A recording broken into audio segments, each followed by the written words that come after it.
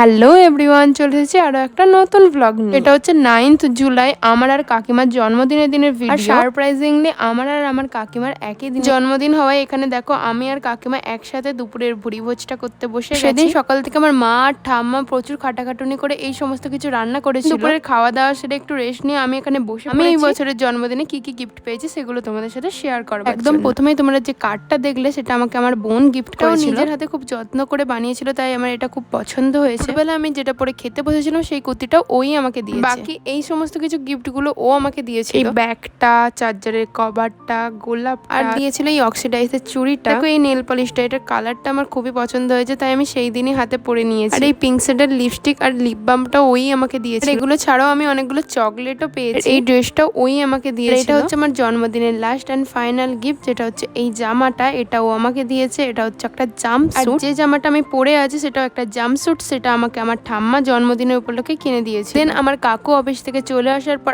আমি আর আমার কাকিমা এখানে বসে পড়েছি কেক কাটিং করবার জন্য। এই হচ্ছে সমস্ত কেক গুলো। এখানে আমার বাড়ি থেকে এনেছিল এই দুটো কেক, একটা আমার জন্য, একটা আমার কাকিমার জন্য। তবে এই বছর আমি একটা কেক কাটিনি, আমি এই বছরে দুটো কেক কেটেছি, কারণ ও আমার জন্য আরো একটা কেক এনেছিল। এখানে আমি আর কাকিমা একসাথে কাকাকে খাওয়াতে যাচ্ছিলাম, তাই দুজনে কে আগে খাওয়াবে সেটা কনফিউশন হয়ে গেছিল কাকার জন্য। আর এরপর ওর আনা কেকটা কাটবার পালা। আর এখানে ছুরিটা উল্টো ধরেই আমি কেক কাটা চালু করে দিয়েছিলাম, তাই হাসাহাসি হচ্ছিল। এই কেকটা কাটবার পর সকলের কথায় আমি প্রথম ওকেই খাইয়েছিলাম। এই হচ্ছে আমার জন্মদিনের দিনের পুরো ব্লগ। আমার তো এই বছরের জন্মদিনটা খুবই ভালোভাবে কেটেছিল। তোমাদের এই ব্লগটা কিরকম লাগলো অবশ্যই কমেন্ট করে জানিও।